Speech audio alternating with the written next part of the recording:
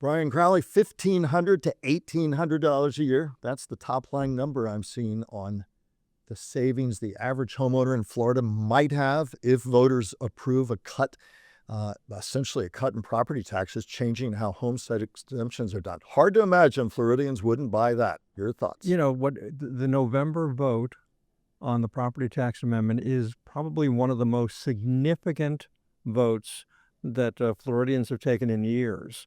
This is going to have a dramatic impact on local governments throughout the state. But the legislature, the Republican leadership in the legislature, was very determined to pass this thing. I watched the committee meeting hearings. I watched the legislative sessions. There were very few questions from Republicans. Democrats were very aggressive in their opposition to it, but they're so much in the minority, they really didn't have a voice. So we're going to see what happens in November. It requires 60% of the vote. Right now, I think the chances of it passing are pretty good, and it's going to have a dramatic impact. Can certainly see people sitting at home saying, I'm under it with property insurance. I'm under it with the affordability of the home that I'm in or would like to be in. My car insurance is through the roof. And Republicans are listening to that. So to your point, it's going to be interesting what the counter arguments are going to be. And Brian, not to bore viewers at home, but basically you'd be cutting property tax or the homestead exemption for non-school exemption would go from $50,000 to $250,000 over a couple of years. So, but what's going to be the impact on things like your libraries and other services locally? That's the big part of it. And for you to say, with all your years covering Florida politics, that this be one of the biggest votes ever, that makes me sit up and take notice. Well, and another interesting thing too is, there are a lot of small towns in Florida, in Palm Beach County, where the average home price is about $250,000. Now, for people who are living in very expensive neighborhoods, that may be shocking information, but you go out to some of these smaller towns and, Belle Glade, for instance. Belle Glade, for example. And the number might not even be that high. Yeah, so you may be wiping out. If you go to a $250,000 property tax exemption, you may be wiping out what you're saying. all of the revenue for some of these smaller towns. So then what? I had one former county official say to me, some of these smaller towns and cities may just disband. Then the county has to take over. Now the county has responsibility for all of the services that city had been providing before. What's that going to cost for a county that's already losing money because of the property tax exemption?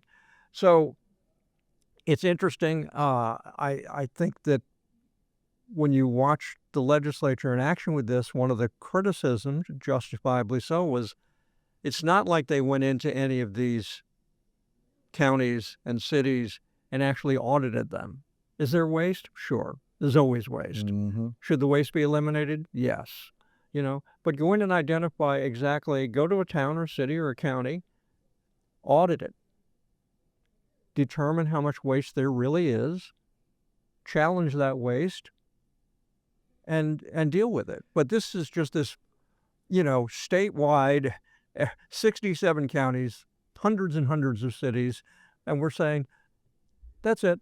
Well, it's interesting, and I'll tease, we're going to have a guest on in a few minutes, and we'll bring that up in a moment, who essentially had a state leader come in and say, Palm Beach County's wasting a ton of money.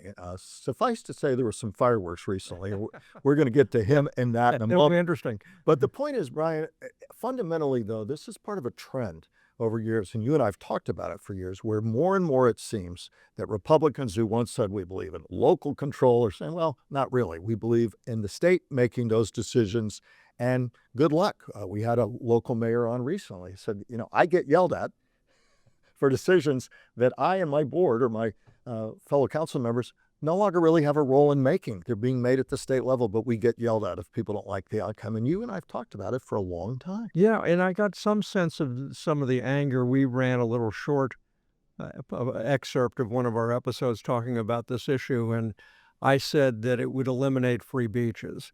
Well, in the thousands of comments that came to that, a lot of them basically were saying that I was pretty dumb because there's no such thing as free beaches. Well, there is. I mean, You may be paying for beaches where you live, but if you say, for example, you go to Jupiter or Juneau, the beaches are all free. Will they continue to be free? So I apologize to those people who didn't understand that I wasn't talking about all beaches being free. Yes, I know some are paid for, but in the future, they may all require some money. People said, well, I already have to pay to go to state parks because I said you may have to pay to go to parks. I'm talking about city and county parks. Most of those you don't have to pay to go to. So again, I apologize for not clarifying with state parks. But here's another interesting thing. I think Brian's been typing away comments. I think we're going to see millions of people moving to Florida in the next 2 months. Really? Wow. Next 2 months, maybe 3 right months. next to you? Because starting January 1st, yeah, I know 2027, I know what you're going to say. If you move here, you don't get this exemption for 5 years. Why we're punishing people moving here for 5 years? We think this property tax exemption is fantastic, and by golly, we're going to bring people back in. But if you move here on January 1st or after, you have to wait 5 years before you get this exemption. Okay. Well, you're building a new barbecue pit at your place. They can all move next door to you. I tell you, Brian, it's going to be an interesting story that rob Peter, pay Paul.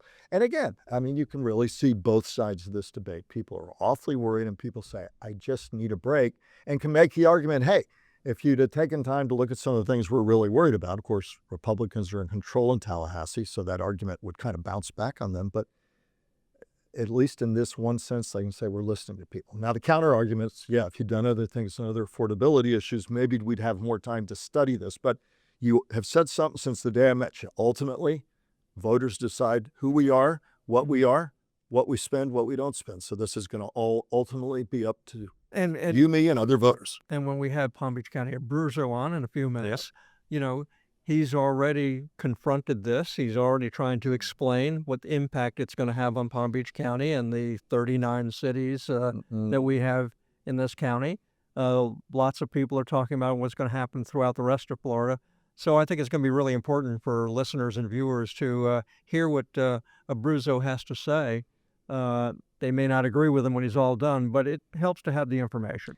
And subsequent to that, so that we can hear all sides of this, and another episode that will follow we'll follow this one. We're going to have one of the authors of this push, Representative Toby Overdorf, longtime Republican on the Treasure Coast, who helped author this push to say, let's cut homestead exemptions, let's give people a deserved break. So we're going to have all of that. But right now, you teed it up well. We'll come back in a moment with Mr. Abruzzo, Palm Beach County Administrator.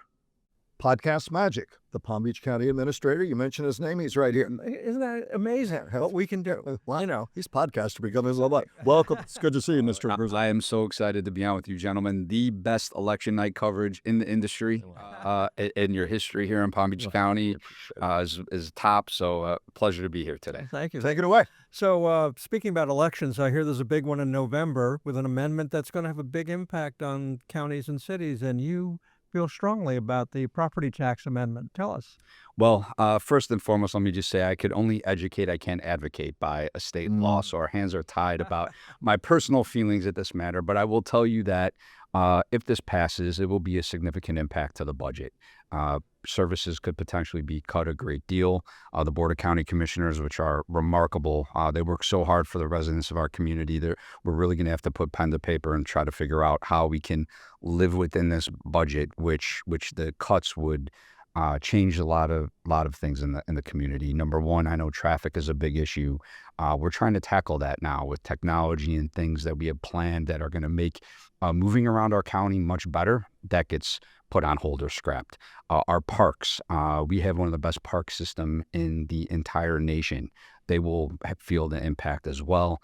And then there's things that are vital to our security and safety. Our EOC, our Emergency Operations Center, our Division of Emergency Management, that actually will hit that as well. So in hurricanes and the most difficult and trying times in many of our residents' lives, we're going to have a substantial cut. Substantial. What kind of numbers are we talking? What's your budget? How much would come out of it? And give us some hard numbers. Hundreds of millions of dollars. Let me put this on the table. It's not only the 250 that the voters will see on the ballot, but there's an implementing bill that happens if it passes. And the language is so vague, it could actually allow the governor and the legislature move it up to 500,000 or more. And The exemption. the exemption. Case in point, when the governor released his website after it passed the legislature to put it on the ballot, you could put in your address, and it's not only shows you 250, it shows you 500. I don't believe that is an accident. I believe that they're gearing up for more down the road. Now, look, here's the bottom line. We live in an incredible state. A state that's #1 in business, #1 in migration down. We created this incredible business climate and residential climate. I believe people moved to Palm Beach County because of the feel. When you walk around the county or move around the county, you see this incredible place. Then local government paid or has implemented much of the reason we are here today, as well as the businesses moving down.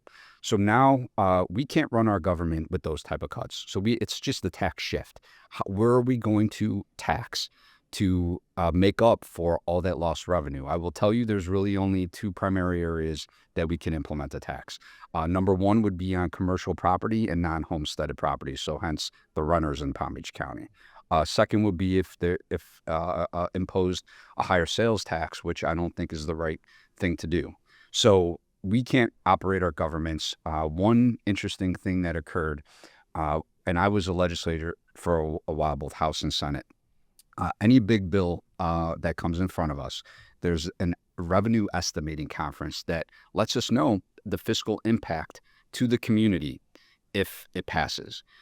What the governor put in front of the legislature in the special session, there wasn't a fiscal impact. The revenue estimating conference didn't finish their work, so the legislators voted on something not understanding the fiscal impact. It just came out a little over a week ago. Over $11 billion hit to local governments statewide. I could tell you that that's not something that we can manage. Our public safety wasn't protected in that bill, so the sheriff's department, our fire department, things that our residents depend on. And the reason, again, I believe many of us work, live, and play here in Palm Beach County. I'm confused. I'm sorry. No, go ahead. Go on. But here's what the voters thinking, I think. Mm-hmm. What they're thinking, I think, is my property insurance is high. My cost at the grocery store is high. Local and county governments waste too much money. I can get a tax break. I'm voting for it. Well, you hit the nail on the head. I believe that this all started, if you look at the timeline, because of homeowners insurance. The governor was getting ridiculed statewide and nationally. Even the president, when the governor was running against him to become president, was hitting him pretty hard on homeowners insurance. He told him to get out of the race and go fix homeowners insurance. He quickly came up with a plan to allegedly eliminate all property taxes. The debate completely changed from homeowners insurance. We're getting crushed. By the way, I still believe that's the #1 as a homeowner. That's the #1 issue in our state is our homeowners insurance going up and away every single year.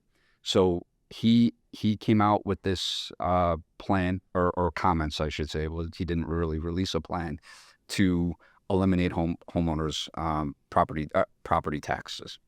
And for about 2 years, no one's really talked about on mass scale homeowners insurance. It's all been, the governor is eliminating our property taxes. So it worked perfectly. No one talked about it. It's all about homeowners or property taxes. Now, at the end of his term, this was proposed.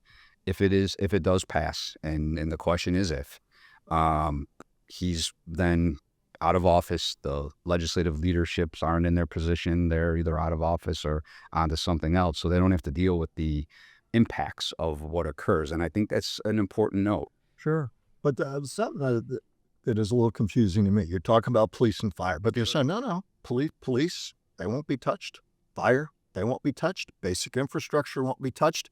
And schools will not be touched. And in fact, people would still be paying that the school taxes. So they're saying, what me worry? So it's a little confusing here. You're saying that it is going to hit public safety. It is. And the reason why it's confusing, different plans came out, but the one that actually passed, you are correct. Schools are protected. but first responders are not. So our sheriff's department, police, fire did not get exempt from what is on the ballot. So their budgets absolutely are going to get hit and substantially hit. So that's where we're at. So that end up meaning firefighters and firehouses that you have to look at, and the number of law enforcement on the street? No question. Especially so. Because they're arguing no. The sheriff is an independent constitutional officer. He's managing his personnel as see fit. Fire rescue is actually under the Board of County Commissioners. And we're the ones buying the fire trucks and the specialty personnel that we have to hire. And I know we'll probably dig into it a little bit later, but the costs have just skyrocketed what it costs for the public safety vehicles, particularly since 2020. So it is going to be an impact, and an impact so much that we can't absorb that hit without looking at alternative revenue. And that's it. It's just a tax shift. Will it be when you go in the grocery store that you're paying a higher sales tax, or for our incredible business climate, we're going to say, nope, we're raising taxes on commercial property? And to me, look, that is highly problematic. And I don't mean to get too far up, but I did want to mention this. I was in the legislature at the time in 2008 during the Great Recession, and we went from a $90 billion budget to a $67 to $69 billion budget in a single year. It was difficult, and it was actually bittersweet in the sense it was before social media and such, and you had Democrats, Republicans working together to make those cuts, get it done, and it was one of the, in my opinion, last time that we were kind of huddled up without throwing bombs. We knew we were in this Great Recession, and we had to get the work done for the people. 2 years later, in 2010, Governor Scott came in, and he got with legislative leadership, and I was a whip, so I was in leadership at the time. And he said, look, I have a plan, and if we set these policies, get this in place, not only will we come out of this, but it will be the building block that we can maybe become number one in the state. And we weren't number one in the state, in the nation, and we weren't number one in the nation at the time. So we, again, Democrats, Republicans working together, we implemented a variety of policy bills. Sure enough, the Great Recession ended. We slingshotted right past almost every state, including Texas, and it's been a one-on-one battle ever since. And a lot of what has happened under Governor DeSantis from a business perspective really was what Governor Scott and the leadership of that era laid down. So now we're number one. We beat Texas. Number one in what? I'm sorry, economy and business. Okay. Attracting business, Okay. and having this ecosystem that we're just booming at the seams. Okay. So we're number one by many metrics, now over Texas. And you want to do a tax shift that changes the rules of the game when you're number one, which we don't know what the impact is. Point being, if it ain't broke, why fix it?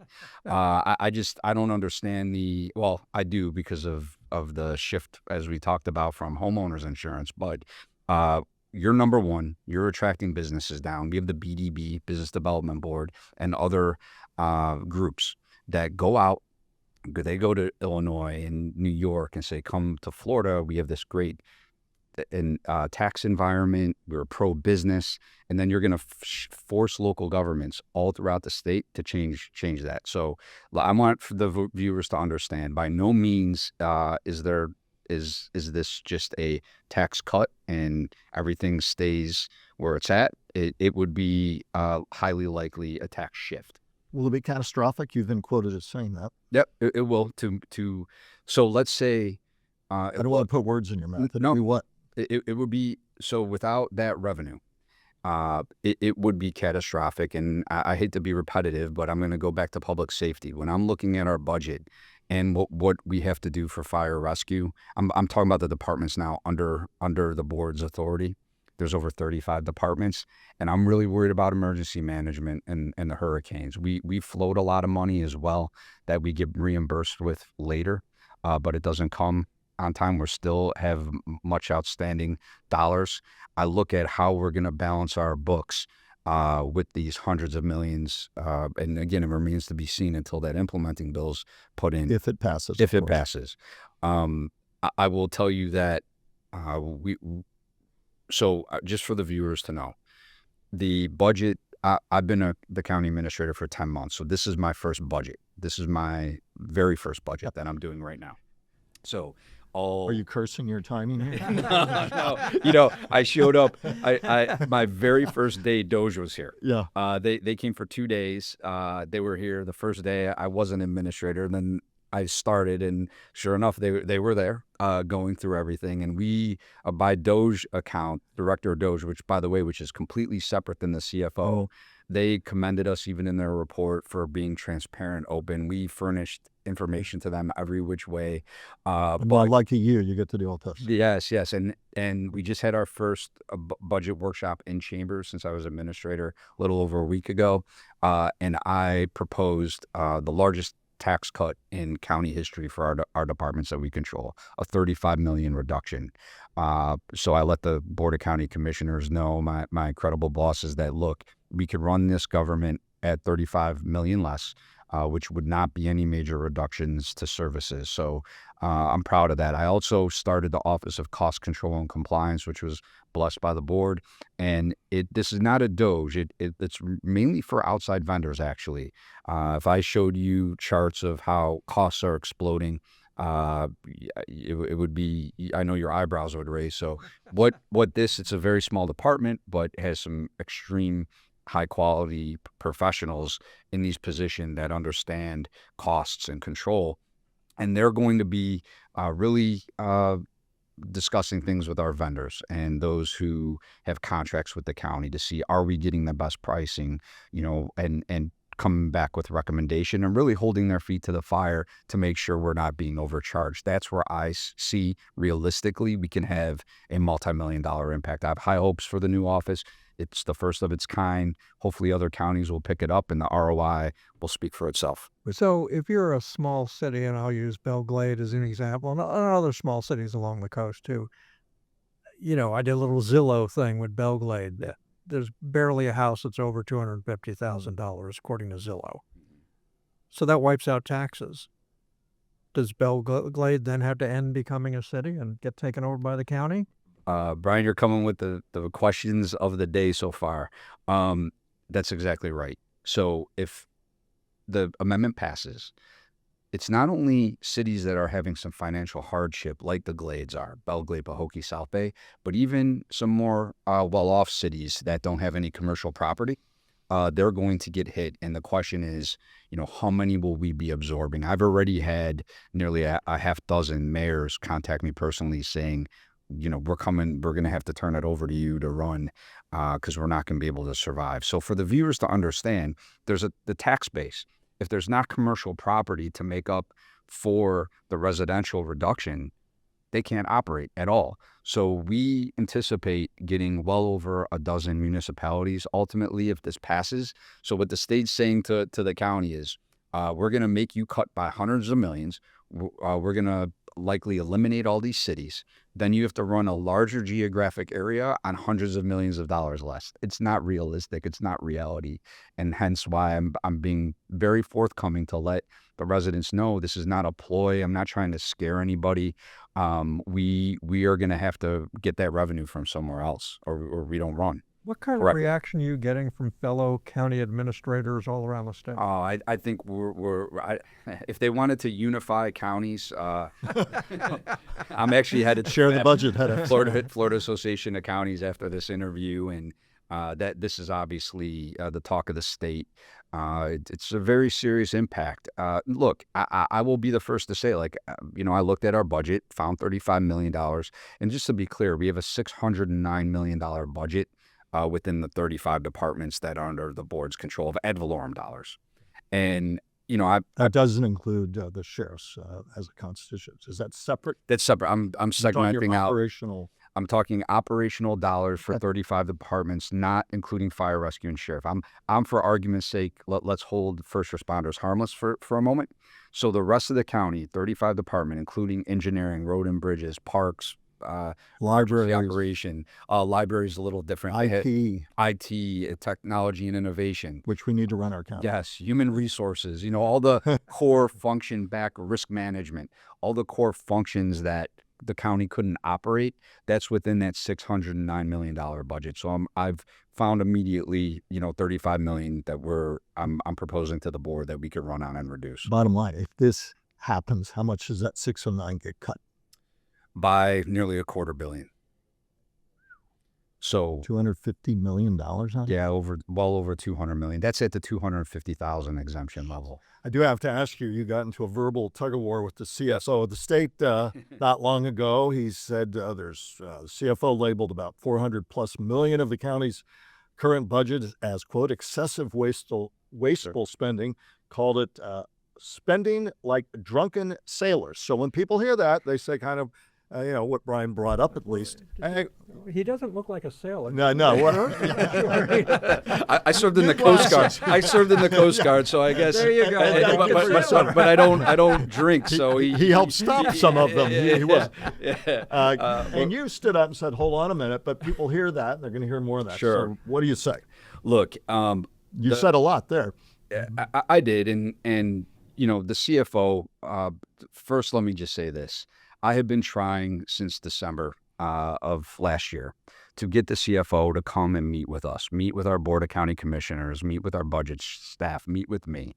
He's throwing out numbers of the methodology does not make sense for our budget. I'm saying, sit down with us, show us a line item that's incorrect, show us where we're overspending, and he can't. And he will not, and he refuses.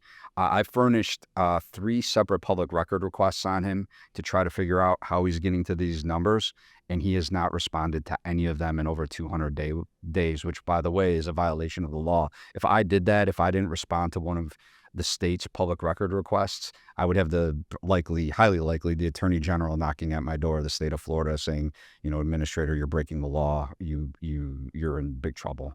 So the transparency and not being forthcoming is what's concerning. I want to sit down with the CFO. I've known him for a long time, but it seems it's more sound bites and clips than actually getting into the details of the budget to see where he's coming from. Now, why is the state getting into your business? Don't they have enough to do in Tallahassee? Well, it's fun you mention that. And again, let me preemphasize, the budget he's looking at isn't my budget. So I know I'm defending it because I did obviously look at our past budgets and I don't see anything of what he's saying. And as mentioned, let me start here because we just touched on it. The 609 million, if he's already stated he doesn't want to see first responders touched.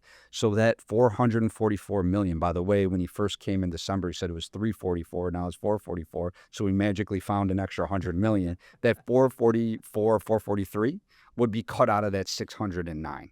So come sit down with me. Let's really go through this. And do you expect me to run the operations of the largest government east of the Mississippi on a $140 million budget, while more cities may come on? Actually, let's forget that the tax cut is pending, or the voters have the right. Just let's talk about reality right now. How do you expect me to run the operations of the largest county in Florida on $140 million out of a $609 million budget? He refuses to discuss that with us, and that's my gripe.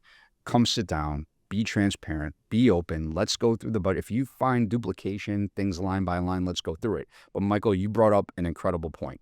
The CFO has zero authority, zero power over the county. None. He has rights to come in and look at our books. By the way, we are the Sunshine State. We have, and by the way, because of DOGE, everything's been refreshed and out. Any resident, any citizen of Palm Beach County, or quite frankly, the United States, can go in and look at the budgets that he's looking at. We are fully transparent. Not only that, if any resident wants to actually come down to the county, sit with our budget staff, open the books, look at everything, I'm happy to accommodate that as well, so that everybody can see the numbers that we're dealing with. He has no authority. He had a ally of his in the House file legislation to give him power over local governments, including setting off a process that removes local officials. They did not even give him, I believe, a hearing. I heard it was pretty comical when he tried to get that implemented. So there is no power from the CFO. He's just like any resident in the city. However, because he has a statewide elected office that's supposed to be focusing on investing our money and earning us extra income and handling lost property disputes, He doesn't have any authority over the county. And he's responsible for property insurance, correct? He is, again, to the point, it's what a great bait and switch, right? Highest property insurance rates in the nation. I'm not going to talk about that. And if I do, it's very short clips. But we're going to talk about this amendment and wasteful spending with no proof, no line item, nothing, literally zero, except some formula based on CPI.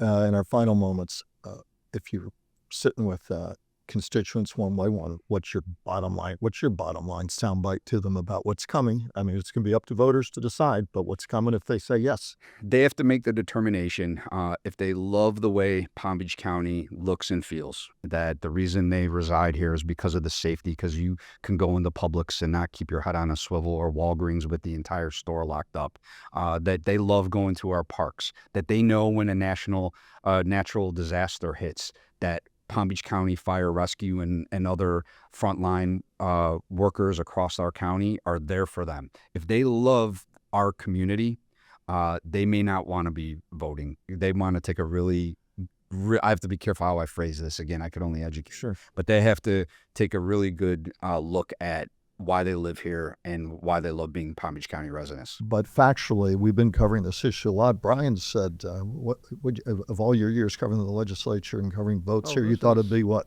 One of the most significant votes we ever made? Significant votes. And given that, certainly in recent years. Yeah. For Brian, who's been covering since 19, or 19, yeah. Yeah, Andrew Jackson was governor at the time, as I recall. And Brian rode on horseback and did interviews. No, but seriously, for Brian to say that, with all your years covering it, and you and I have talked about this, but I know also what the counter soundbites can be. We're going to have other guests talk about it. They say, he's wrong. Police and fire and school are exempt, and that's a scare tactic. They're not. They're not. So absolutely not. Absolutely not. Okay. The legislation or the amendment that was passed does not exempt fire and police at all, bar none. The original one filed in the House did, but what they passed did not. That's a fact. Anybody can Google that right now. Look it up. Look it up. Okay, Brian. Well, also, we were talking earlier about how millions and millions of people will be flocking to Florida over the next few months because they want to get here before January 1st, 2027. Sure. When the 5-year exemption comes in. Yeah, they can't get the exemption. They get 5 years in full. That $250,000, they'll be stuck at 50 for 5 years. Yeah, I do want to make... It's a weird thing, isn't it? It is, and I want to, before we leave, I do want to make one point. General fund. Every jurisdiction can be a little bit different. You're going to hear the CFO talk about general fund and show charts. Our sheriff's office is included in the general fund. They do not have their own line item on our tax roll. They do not have what they call their own MSTU. Fire does. So out of our general fund of ad valorem dollars, the sheriff's budget is nearly $1.2 billion. And then all the rest for our county departments is $609 million. So the CFO, he doesn't understand this yet. I've been trying to explain it to him because when he says reduce the general fund, he's literally saying defund the police, literally, factually. And he won't even take the time to sit down so I could explain to him how our budget works, that the general fund includes vast majority PBSO, our sheriff, our first responders. Doesn't care. It sounds, as we wrap this up, you have two choices: one, wade through the budget, or re-enlist in the Coast Guard. Which is it going to be, Joe? I would love to re-enlist. I'm a little too old now. You're in great shape. Yeah, I appreciate that.